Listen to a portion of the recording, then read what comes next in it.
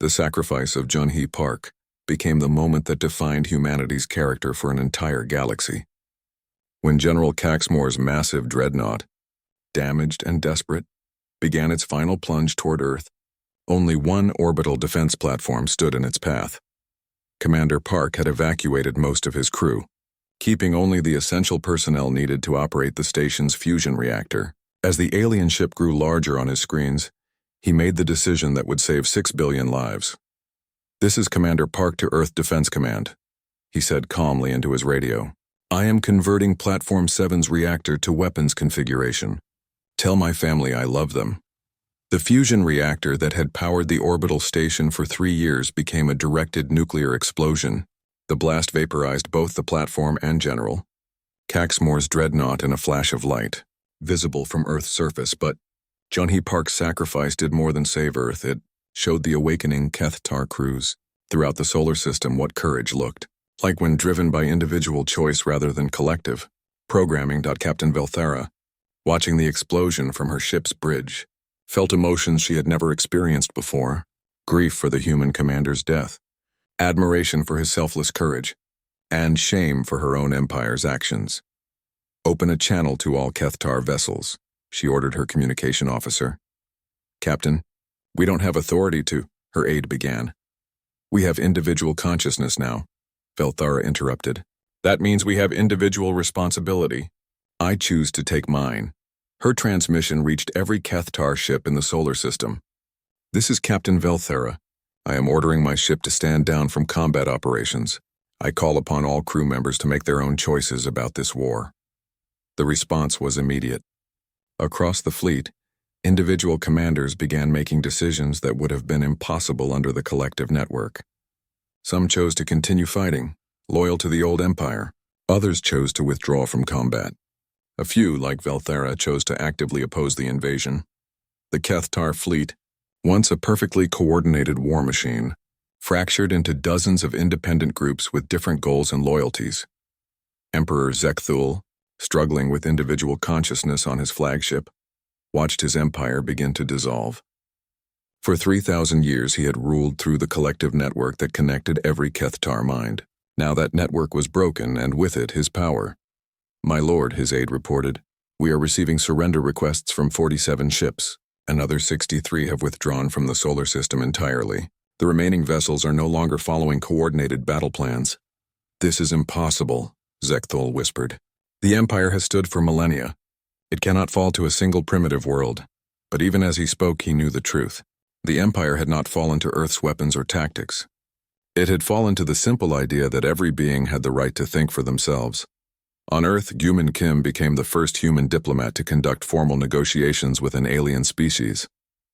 The Korean linguist had spent months studying fragments of Kethtar language and culture. Now he found himself in a conference room with Captain Velthara, trying to end a war between civilizations. "Your empire has conquered nearly 1,000 worlds," Guman said through the translation device they had developed. "Why should we trust you now?" "Because I am no longer part of that empire," Velthara replied. "The collective consciousness that drove our conquests no longer exists. We are individuals now, capable of making our own moral choices." "And what choice do you make?" "I choose to help undo the damage we have caused, not just to Earth but to all the worlds we have conquered." It was a revolutionary concept.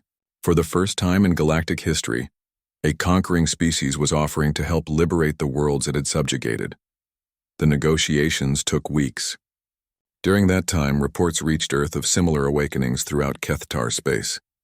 The quantum virus that had broken their collective consciousness was spreading from ship to ship, world to world, carried by the Empire's own communication networks. Ha-Young Lee, now directing Earth's xenological research program, worked with reformed Kethtar scientists to understand the full scope of what had happened. The collective consciousness wasn't just a communication tool, she explained to the Earth Defense Council. It was a form of technological slavery. Individual Kethtar weren't evil.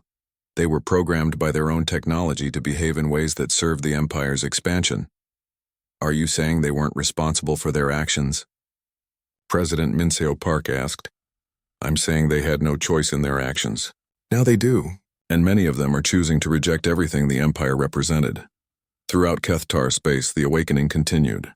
On world after world, Kethtar administrators and military governors found themselves questioning orders they had followed without thought for centuries. Some clung to the old ways, trying to maintain imperial control through force, but many others chose to grant independence to the worlds they had conquered. The galactic map was changing daily as former imperial colonies declared their freedom. Emperor Zekthul made his final desperate gambit 6 months after the Battle of Earth, gathering the remaining ships loyal to the old empire. He launched what he called the Restoration Fleet toward the Sol system. 3 fleets, the 3rd, 7th, and 15th Conquest fleets, comprised nearly 800 ships crewed by Kethtar, who had resisted individual consciousness. They had modified their ships to block the virus transmission and restored limited versions of the collective network, but they were too late. Earth had spent those 6 months preparing for exactly this scenario. Minju Park, the Korean engineer who had been studying captured Kethtar technology, had made a breakthrough that changed everything. She had found a way to broadcast the Liberation virus across interstellar distances using modified quantum communication arrays. When Zekthul's Restoration Fleet approached Earth, they encountered something unprecedented. The virus was waiting for them. Yunbi Choi, monitoring the deep space communications array, watched as the virus spread through the approaching fleets faster than their ships could advance. One by one, the perfectly coordinated formations began to break apart as individual crew members experienced consciousness for the first time. Fleet coordination is collapsing, she reported to Admiral Seyoung Lee. The virus is spreading, ship to ship, faster than they can contain it. By the time the Restoration Fleet reached Earth orbit, it was no longer a unified force. Individual ships were making individual choices about whether to continue the attack, surrender, or withdraw entirely. Yeren Kim, now commanding humanity's first interstellar vessel, built, using a combination of human innovation and reformed Kethtar technology, intercepted Emperor Zekthul's flagship before it could reach Earth. The confrontation between the young Korean commander and the ancient Kethtar Emperor would be remembered for centuries. Throughout the galaxy, Emperor Zekthul, Yeren said over the communication link, "I offer you the same choice we offer all conscious beings, the freedom to decide your own fate. I am the Emperor of the galaxy." Zekthul raged, "I do not accept choices from primitives." "Then you misunderstand the situation," Yeren replied calmly. "You are no longer Emperor of anything. Your empire exists only in the ships that choose to follow you. Every day, more of your people choose freedom over service to your rule. Without the empire, there will be chaos. Hundreds of worlds will fight each other for dominance." "Maybe," Yeren acknowledged. "But that chaos will be their choice. Every being in the galaxy now has the right to choose their own path, even if they choose poorly." Zekthul fell silent. Around his flagship, his remaining loyal ships were being contacted by their crew's families and friends who had already experienced individual consciousness. One by one, even his most loyal commanders began to question their allegiance to the old ways. In the end, the Emperor of the Galaxy was defeated not by superior firepower or clever tactics, but by the simple realization that he was alone. His power had always depended on others choosing to follow him. When those others gained the freedom to choose differently, his empire simply ceased to exist. 5 years after the Battle of Earth, the galaxy was unrecognizable. The Kethtar Empire had been replaced by a loose confederation of free worlds, each governed according to the choices of their inhabitants. Some chose democracy, others selected benevolent monarchs, and a few experimented with entirely new forms of government. Trade relationships flourished where there had once been tribute and exploitation. Scientific research advanced rapidly as species shared knowledge freely instead of hoarding it for military advantage. Art and culture bloomed throughout the galaxy as billions of beings expressed their newfound individuality. Seoyeon Park, humanity's first interstellar ambassador, worked from a space station orbiting the former imperial capital. Her job was to help newly liberated worlds establish peaceful relationships with each other and with Earth. "The hardest part," she reported to Earth in her weekly communication, "isn't dealing with conflict between worlds. It's helping beings who have never made choices learn how to make good ones." Earth had become something unexpected in galactic history. a world that had gained influence not through conquest, but through the gift of freedom. Human diplomats, scientists. Yeji Kim's escape from the damaged Kethtar ship was the kind of impossible feat that humans specialized in. Using her knowledge of alien technology and a broken environmental suit, she had managed to survive in the vacuum of space long enough for a rescue ship to find her. Now she sat in the emergency briefing room at Earth Defense Command, sharing information that could change the entire war. Their collective consciousness is their greatest strength and their greatest weakness, she explained to the assembled military leaders. The quantum crystalline network allows them to coordinate perfectly, but it also means they all think alike. If we can disrupt that network, their entire command structure will collapse. General Dongmin Li studied the biological diagrams Yeji had managed to memorize during her captivity. How do we disrupt something we can't even detect? We create a computer virus, Yeji replied. Not for their computers, but for their minds. The idea was so radical that several officers initially dismissed it as science fiction. But Taeyang Oh, the Korean neuroscientist who had been studying alien psychology, understood immediately. Their brains are partially electronic, he said excitedly. The crystalline implants that connect them to their network are vulnerable to the same kinds of attacks that work against computer systems. But how do we deliver a virus to their brains?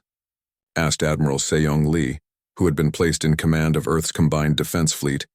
Ji-hye Park, a computer engineer who specialized in quantum systems, raised her hand. Through their own communication network. If we can hack into one of their ships, we can use their network to spread the virus to their entire fleet. It was an incredibly dangerous plan. Someone would have to get close enough to an alien ship to physically access their systems. The chances of survival were almost zero, but Earth was running out of options. The Kethtar 12th Conquest Fleet had finally arrived at the edge of Earth's solar system. 294 ships arranged themselves in perfect formation, their crystalline hulls gleaming in the light of the distant sun. Emperor Zekthul himself had come to oversee the conquest of Earth. Standing on the bridge of his massive flagship, he studied the blue planet that had caused so much trouble for his empire. Begin the final bombardment, he ordered. I want this world pacified within one solar cycle. My lord, General Caxmore interrupted, our intelligence suggests the humans have prepared extensive defensive systems. Perhaps we should proceed more cautiously. Caution is for species that face equals, the Emperor replied coldly. We face primitives with improvised weapons. Overwhelm them quickly before they can organize effective resistance. It was exactly the kind of thinking that Earth's defenders were counting on. The Kethtar fleet moved toward Earth, in the same methodical formation that had conquered 847 worlds. Their ships maintained perfect spacing, their weapons charged to maximum power, their crews thinking in perfect synchronization through their quantum network. They expected to find a panicked planet with scattered defenses and poor coordination. Instead, they encountered something that no Kethtar strategist had ever imagined. The entire solar system had been turned into a weapon. Admiral Seong Lee commanded the defense from a hidden bunker on Earth's moon. Around her, officers from 12 nations coordinated a battle plan that violated every principle of conventional military strategy. Phase 1 is a go, she announced. All units begin Operation Solar Storm. For months, Earth's best engineers had been modifying civilian spacecraft for military use. Cargo haulers became missile platforms. Communication satellites became kinetic weapons. Even space garbage had been repositioned to create obstacles in specific orbital paths. But the real surprise was what humans had done to their own sun. Hanbit Kim, a Korean psychological warfare specialist, had convinced Earth's leaders to attempt something unprecedented, using solar flares as weapons. By positioning modified satellites near the sun's surface, they could trigger artificial solar storms and direct the resulting electromagnetic pulses toward enemy ships. When the Kethtar fleet reached Mars orbit, they suddenly found themselves flying through a wall of charged particles that disrupted their sensors and communication systems. Report, General Caxmore demanded as his ship's instruments flickered and sparked. Sir, we're experiencing massive electromagnetic interference. The humans appear to have weaponized their star. That's impossible. Yes, sir. But it's happening anyway. The solar storm bought Earth's defenders precious time, but it couldn't stop the alien fleet. As the electromagnetic interference cleared, the Kethtar ships resumed their approach toward Earth. That's when Phase 2 began. Cheong-Shin had volunteered for the most dangerous mission in human history. Her ship, the Seoul, had been converted from a deep space research vessel into a delivery system for Taeyang-O's quantum virus. Her crew consisted of volunteers from around the world. Min-jae Park, a Korean pilot who could fly anything with engines. Saman Lee, a systems specialist who understood alien technology better than anyone alive. And Jin-Young Choi, a demolitions expert who had helped design the virus delivery system. Their mission was simple in concept, but almost impossible to execute. Get close enough to the Kethtar flagship to physically connect to its computer network, upload the virus, and hope they survived long enough for it to spread. Remember, Chae-Young told her crew as they approached the massive alien fleet, we're not trying to win a battle. We're trying to deliver a package. Speed and surprise are our only advantages. The Seoul was a tiny ship compared to the Kethtar vessels surrounding it, but its small size allowed it to slip between the larger ship's weapons, dodging plasma blasts and missile salvos through a combination of skilled piloting and pure luck. Min-jae Park pushed the ship's engines beyond their safety limits, using gravitational slingshot maneuvers around asteroids and debris to gain impossible speed. Saman Lee rerouted power from life support and navigation to boost their defensive shields. Jin-Young Choi prepared the virus delivery system while praying it would work as designed. They were less than a kilometer from the flagship when Emperor Zekthul finally noticed them. What is that small ship doing? He demanded. It appears to be on a collision course, my lord, his tactical officer reported. Destroy it immediately. But it was too late. The Seoul had already made contact with the flagship's hull, its modified docking clamps attaching to the alien ship's communication array. Jin-Young Choi's virus delivery system activated automatically. Quantum-encoded data streams flowed into the Kethtar network, carrying Taeyang-O's carefully designed psychological virus. The effect was immediate and devastating. Across the entire Kethtar fleet, individual ship commanders suddenly found themselves thinking independently for the first time in their lives. The quantum network that had connected their minds for centuries began breaking down as the virus spread from ship to ship.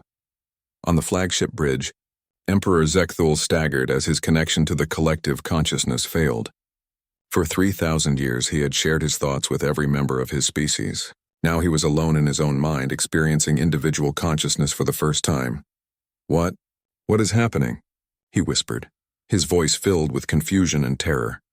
Throughout the fleet, similar scenes were playing out.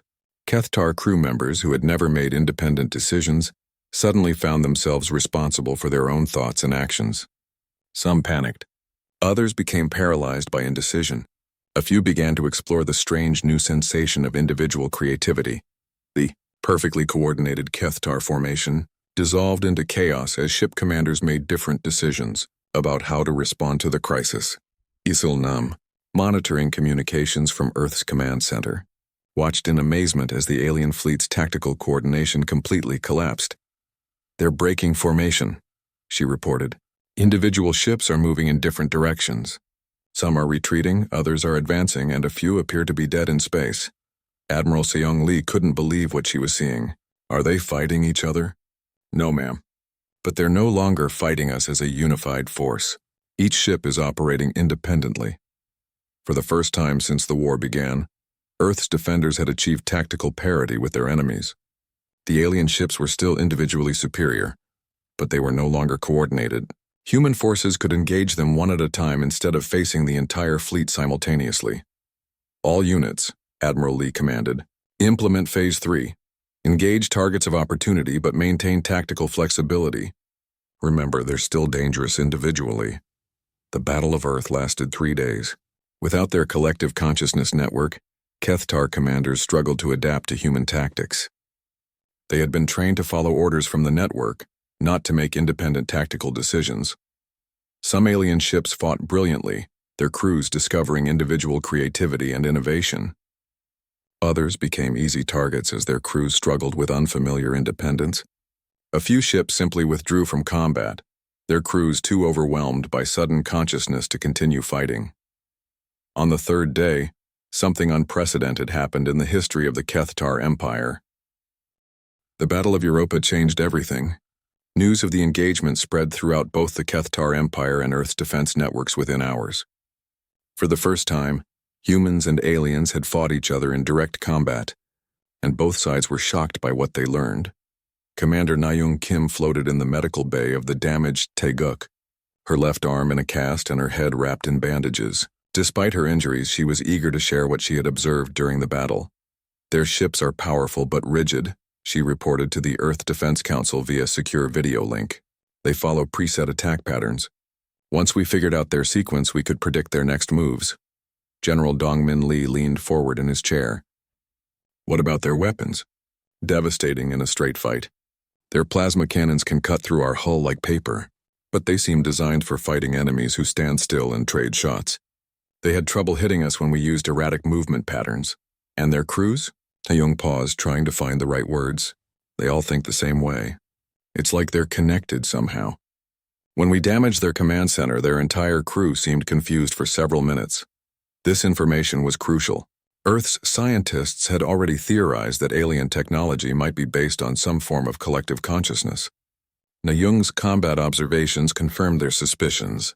Jae-hyun Choi, the Taeguk's chief engineer, had performed miracles during the battle. When the ship's primary weapons failed, he had improvised solutions that no military manual would have approved. "I used the mining laser array as a cutting tool," he explained to the inquiry board. "Then I redirected power from life support to boost the thruster output. When that wasn't enough, I vented atmosphere from the lower decks to create additional thrust. That's against every safety protocol in the book," one of the admirals observed. "Yes, sir, but it worked. The aliens didn't expect us to sacrifice ship systems for tactical advantage. I don't think their crews are authorized to make those kinds of decisions."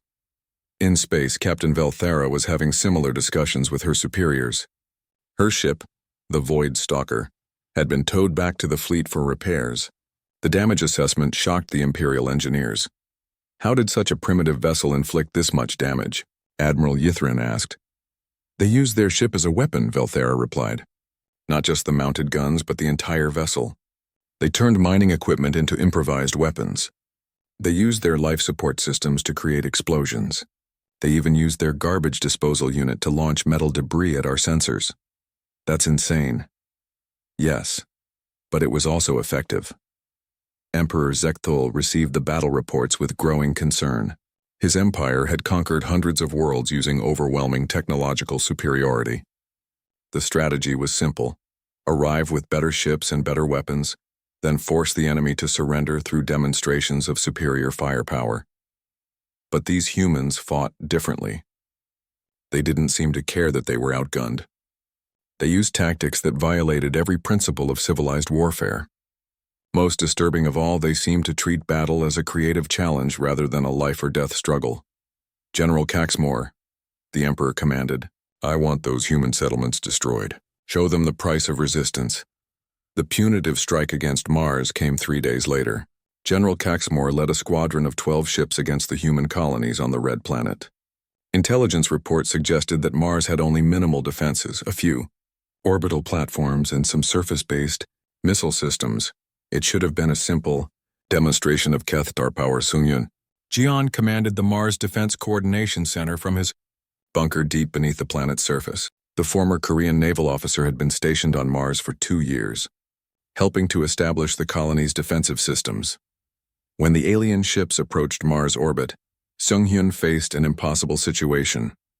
His forces consisted of 6 orbital defense platforms, 48 surface-to-orbit missiles, and 37 mining robots that had been hastily converted for combat. Against 12 advanced alien warships, these defenses were laughably inadequate. But Sunghyun had something the aliens didn't expect: an entire planet to use as a weapon. "Begin Operation Red Storm," he ordered his staff. For months, Mars colonists had been preparing for this moment. They had placed charges in strategic locations throughout the planet's mining operations. They had calculated orbital mechanics to predict where debris would travel. They had even modified the planet's terraforming equipment for military use. When General Caxmore's ships entered Mars orbit, They found themselves facing not just the planet's official defenses, but Mars itself. The first surprise came when Sungyun's teams detonated charges in the Valle Marineris canyon system. The explosion sent billions of tons of rock debris into carefully calculated orbital trajectories. The alien ships suddenly found themselves flying through a field of high-velocity projectiles. Evasive maneuvers, General Caxmore ordered. His ships were fast and maneuverable, easily avoiding the large chunks of debris. But the humans had planned for this. The second wave of attacks used Mars's massive dust storms as cover.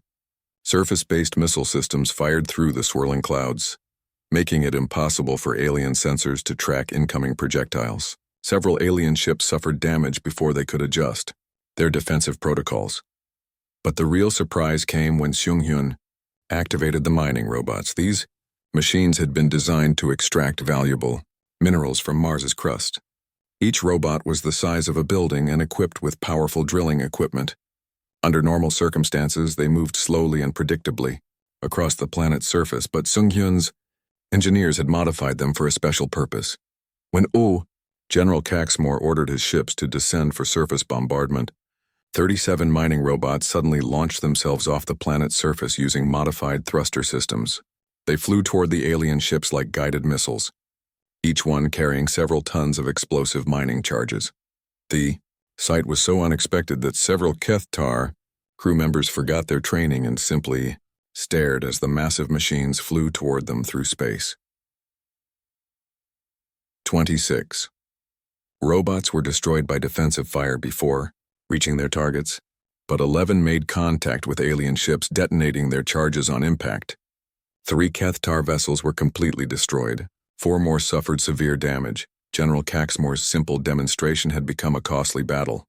"Sir," his tactical officer reported, "the humans are using the planet itself as a weapon system." "That's impossible," Caxmore snarled. "Planets don't fight back." "This one does, sir." The Battle of Mars lasted 6 hours. When it ended, human losses were catastrophic. Most of the surface colonies had been destroyed and thousands of colonists were dead.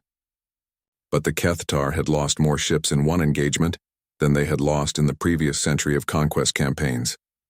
More importantly, they had learned that humans didn't fight like any enemy they had ever encountered. During the battle, Yeji Kim had been working in one of Mars's xenobiology laboratories. The Korean scientist was studying alien technology samples when Kethtar boarding parties breached her facility. Instead of trying to flee, Yeji did something that surprised her captors. She surrendered immediately and offered to share her research with them. "I'm a xenobiologist," she told the Kethtar soldiers. "I study alien life forms. I've been hoping to meet your species for years." The soldiers didn't know how to respond. Most conquered species either fought to the death or cowered in terror. This human was treating first contact as a scientific opportunity. They brought her aboard their ship for interrogation, not realizing that she was gathering intelligence about their biology and technology with every breath she took. "Your species is fascinating," she told Captain Velthera during questioning. "Your crystalline skin structure suggests a silicon-based biology, but your cognitive patterns indicate carbon-based neural networks. How is that possible?" "We are asking the questions," Velthera replied firmly. "Of course, but I can't help being curious. I've studied theoretical alien biology for my entire career. Meeting actual aliens is the opportunity of a lifetime." Despite herself, Captain Velthera found the human's enthusiasm infectious. She began answering some of Yeji's questions about Kethtar physiology and technology. It was during these conversations that Yeji made a discovery that would change the entire war.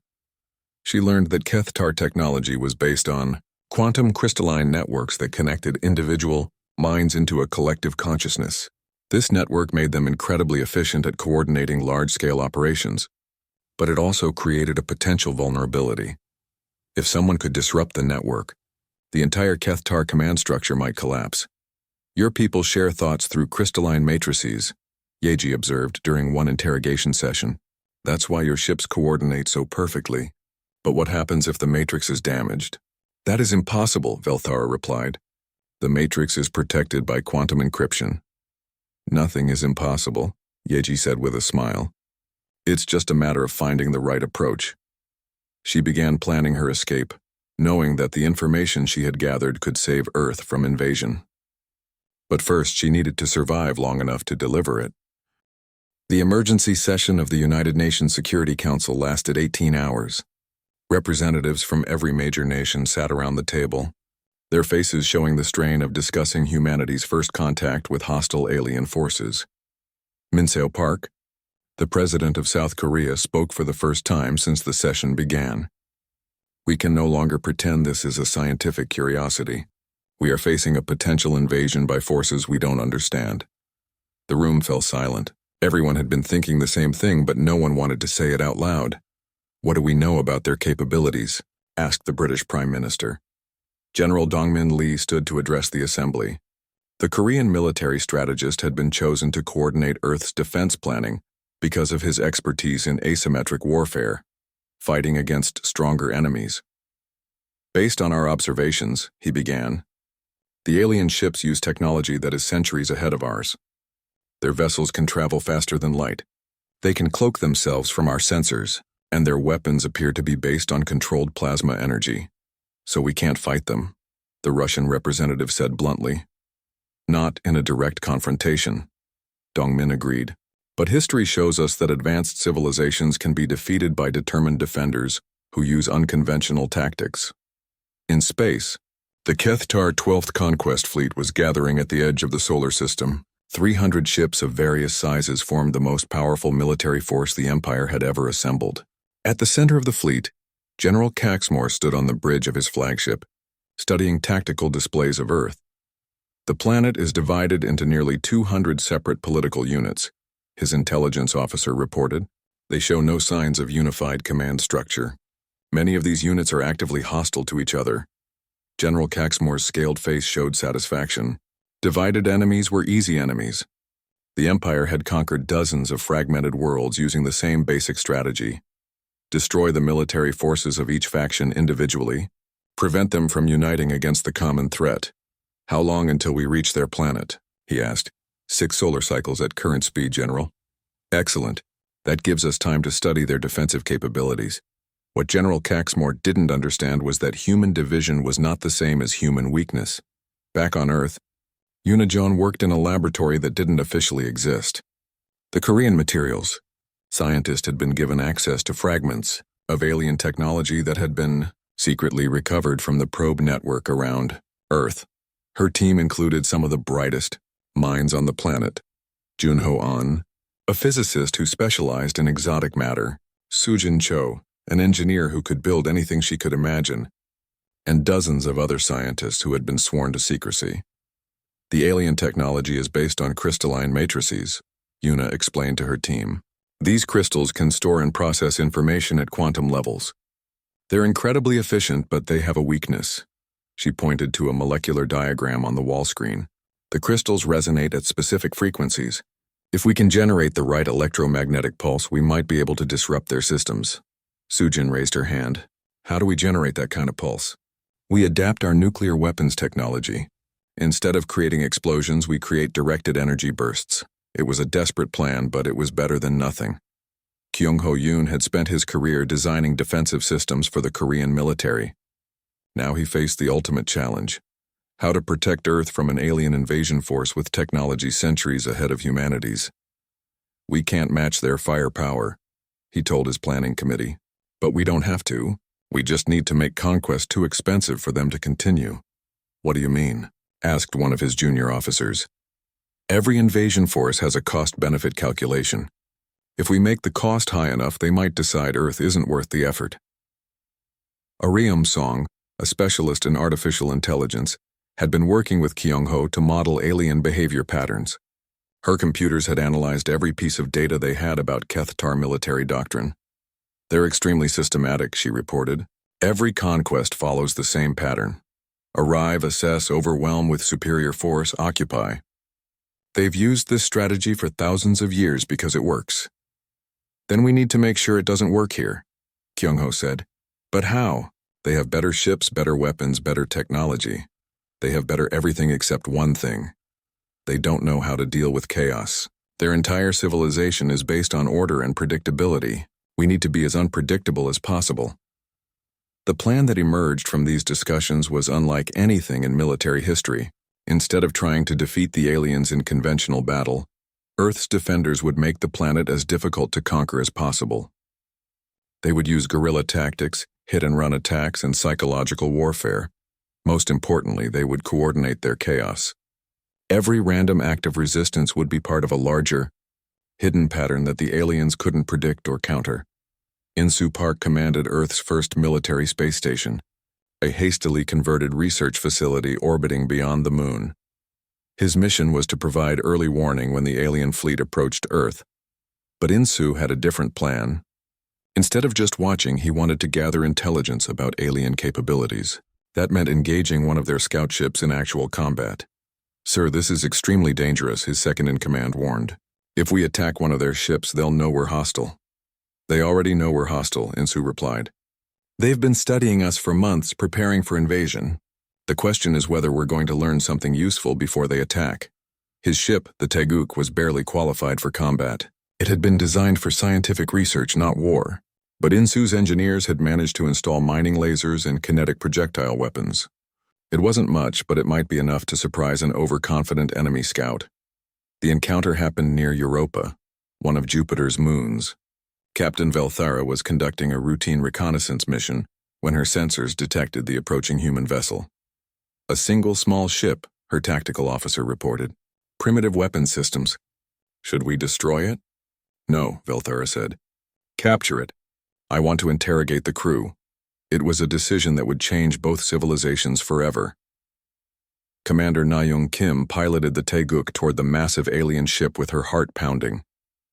She had volunteered for this mission knowing she might not return home. But Earth needed information about alien capabilities, and this might be their only chance to get it. "Target their engine systems," she told her weapons officer.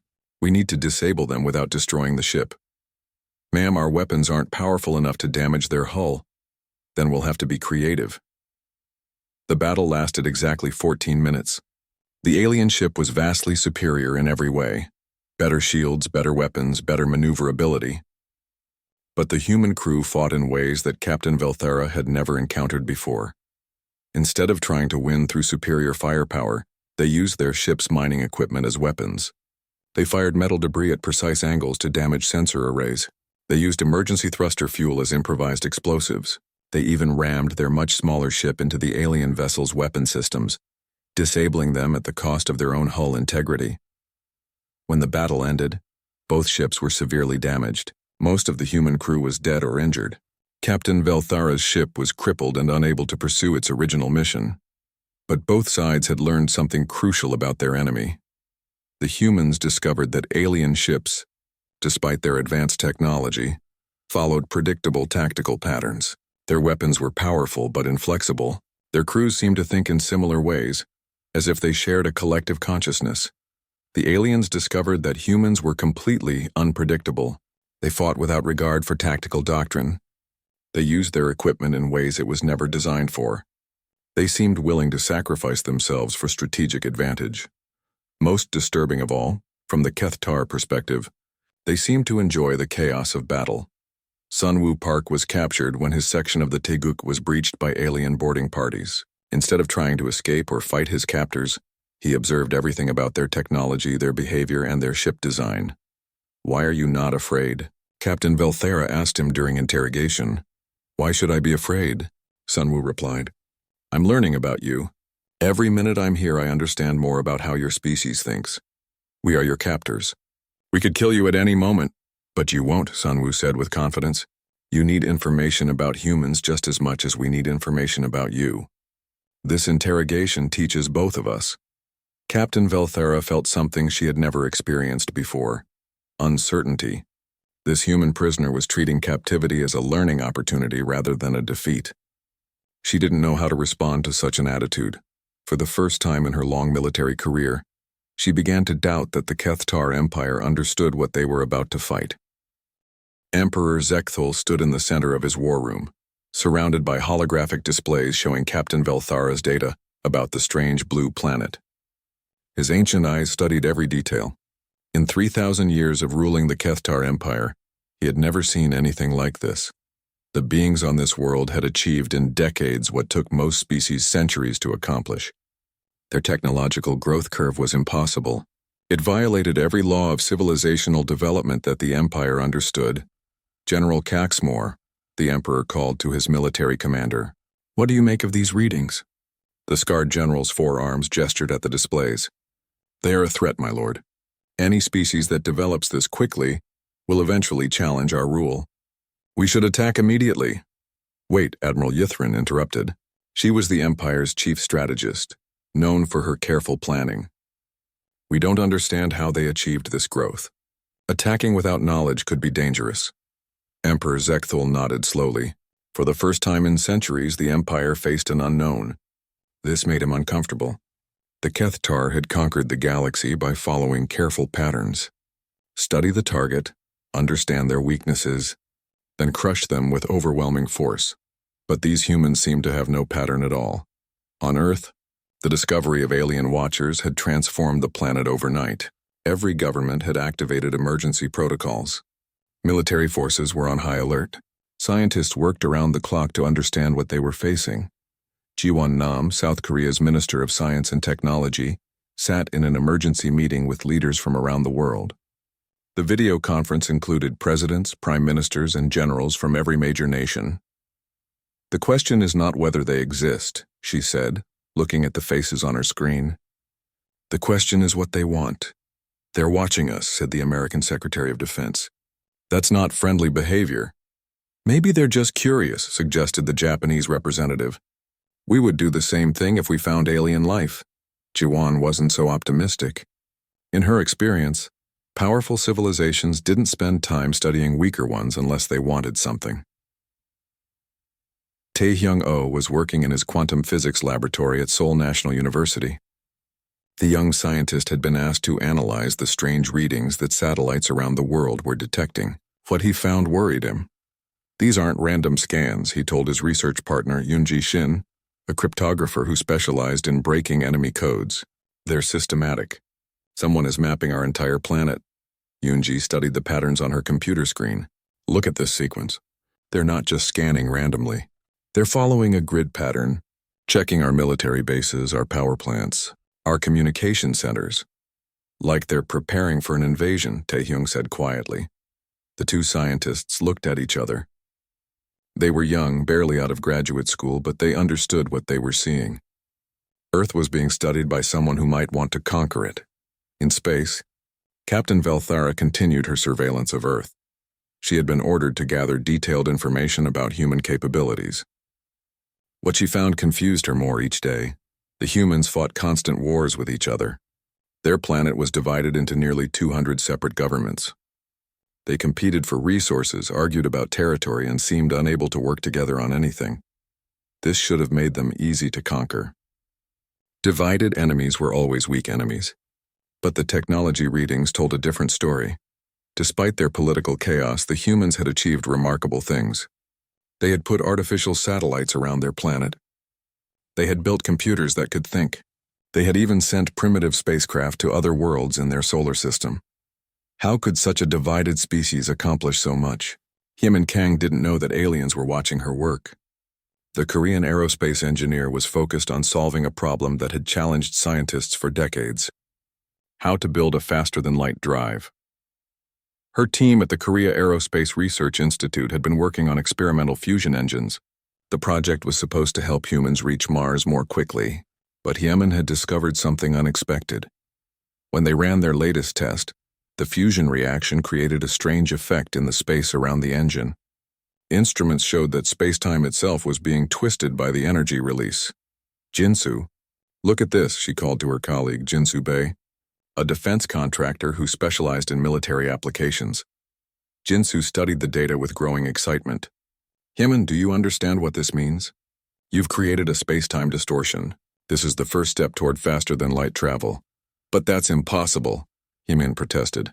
"Our technology isn't advanced enough." "Maybe we're more advanced than we think."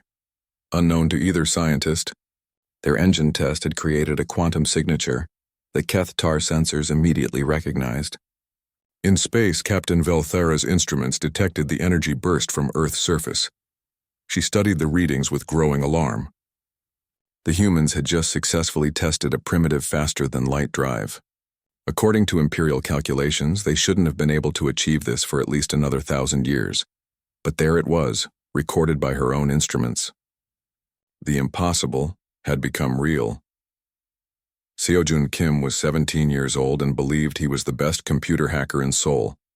He spent his nights breaking into corporate networks and government databases, not to cause harm, but to prove he could do it. His father, Dr. Daeho Kim, had forbidden him from using the university's computers for his hacking activities. But Seojun couldn't resist the challenge when he noticed unusual encrypted signals coming through the radio telescope network. Just a quick look, he told himself as he broke through the first security layer. The encryption was unlike anything he had ever seen.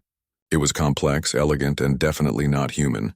Seojun felt his heart racing as he realized what he had found. He was looking at alien communication codes. For 30 minutes, he worked to decode the messages.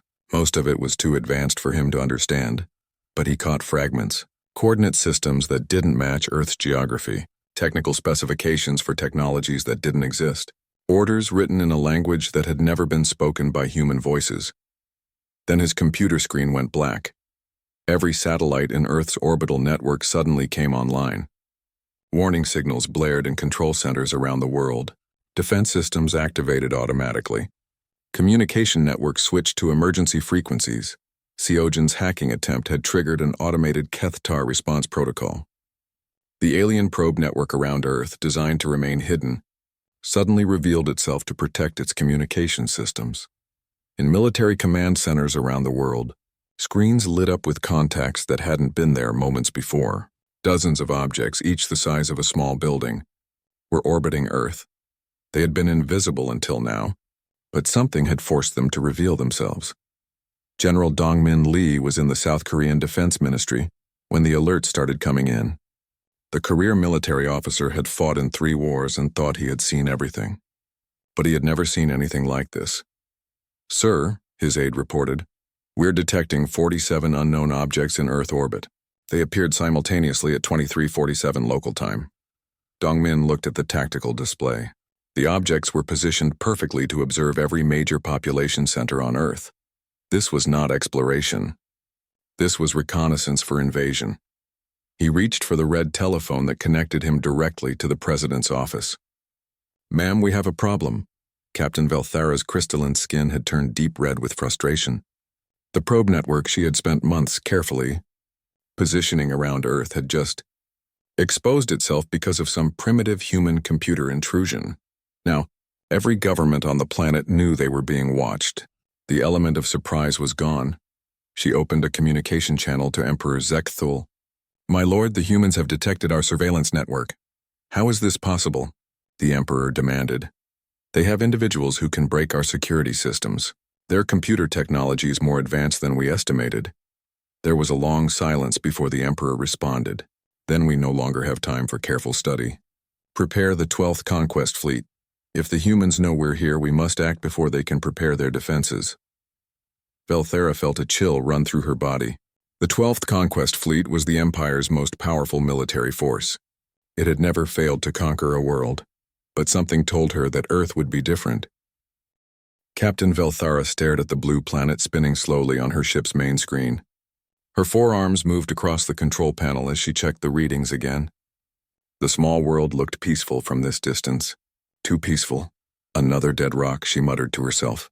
Her crystalline skin caught the light from the ship's instruments. She had been exploring empty space for months, looking for new worlds for the Kethtar Empire to conquer. This was supposed to be her last stop before going home, but something was wrong with this planet. The sensors showed strange energy patterns coming from its surface. These patterns were too organized to be natural. They looked like the signals that came from intelligent life. Velthara had conquered 47 worlds in her long career. She knew what primitive planets looked like. They were quiet and dark. This planet was neither.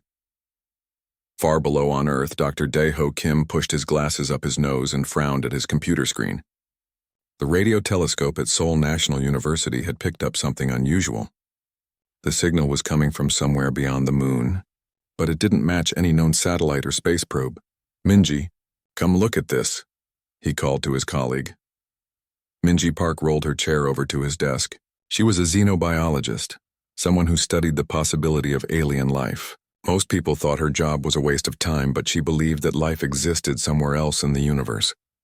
"What do you see?" she asked, looking at the wave patterns on the screen. "These signals are too regular to be natural," Deho said. "They repeat every 47 minutes. Natural phenomena don't work like that." Minji felt her heart beat faster. "Are you saying this might be artificial?" "I don't know what I'm saying. That's the problem." 3,000 kilometers away, Hyunwoo Lee was having his own problems. The Korean-American military strategist worked at NORAD, the organization that watched North American airspace. His job was to spot threats before they became dangerous. Today, every satellite in their network was acting strange. The GPS systems were experiencing tiny delays. Communication satellites were reporting minor interference. By themselves, these problems meant nothing. Together, they formed a pattern. Hyunwoo had learned to trust patterns during his years in the military. Patterns meant someone was watching. The question was who? Back in space, Captain Velthara made a decision that would change two civilizations forever. She ordered her ship to move closer to the blue planet's moon. From there, she could run detailed scans without being detected. The Kethtar Empire had a simple way of dealing with new worlds. First, they studied the planet from a distance. Then they cataloged all life forms and resources. Finally, they conquered it. This process had worked for 3,000 years across 847 worlds. But Earth was different, though Velthara didn't know it yet. The Empire's technology was based on quantum crystals that could think and communicate faster than light. These crystals made the Kethtar ships incredibly powerful, but they also made them predictable. Every Kethtar commander thought the same way because their technology connected their minds. Humans had no such connection. Every human thought differently, acted differently, solved problems differently. This chaos would have horrified any Kethtar commander, but they had never encountered it before. Soo-Young Choi was working the night shift at the Korean Satellite Control Center. At 23, she was the youngest engineer on the team, but she had a gift for noticing things others missed. Tonight, that gift would change history. She was monitoring routine satellite maintenance when she noticed something odd. One of their communication satellites had detected a quantum wake, a disturbance in space-time that only happened when something very advanced passed nearby. "That's impossible," she whispered to herself. Nothing on Earth could create a quantum wake. The technology didn't exist yet. She ran the sensor sweep again. The quantum wake was still there, moving in a pattern around Earth's moon. Whatever was creating it was artificial and definitely not human. Soo-Young's fingers trembled as she reached for the emergency communication button. She was about to make the most important phone call in human history. Captain Velthara's ship finished its first scan of the blue planet. What she saw made her skin change color from blue to deep purple, a sign of extreme confusion among her species. The planet was covered with electromagnetic signals. Radio waves, television broadcasts, internet traffic, satellite communications, all of it organized and intelligent. But according to imperial records, this system had never been explored before. How had an entire civilization developed without the Empire knowing about it? More disturbing were the energy readings from the planet's surface. The creatures down there had split the atom. They had built fusion reactors. They had even created primitive quantum computers. These were technologies that most species needed thousands of years to develop. Yet according to the Empire's historical scans, this planet had been primitive just 200 years ago. The development speed was impossible. Velthara opened a communication channel to Imperial Command. This discovery was too important for one captain to handle alone. On Earth, Soo-Young's phone call had started a chain reaction. Within hours, every major government on the planet knew that something was watching them from space. Military bases went to high alert. Scientists checked and rechecked their instruments. Politicians held emergency meetings, but nobody panicked, which surprised many of the world leaders.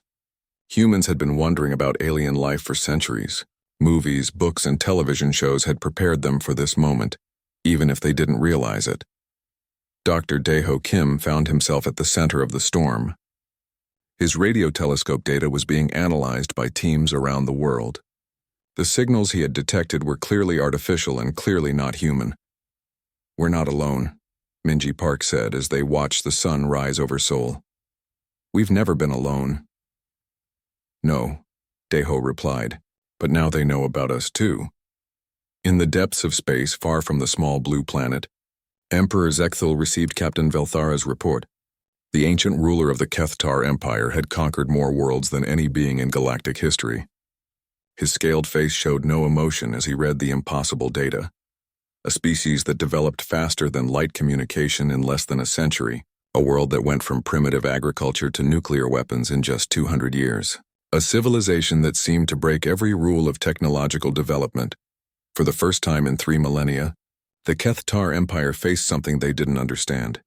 Emperor Zekthul's clawed hand moved across his command console. 3 words appeared on communication screens throughout the empire. "Prepare for war."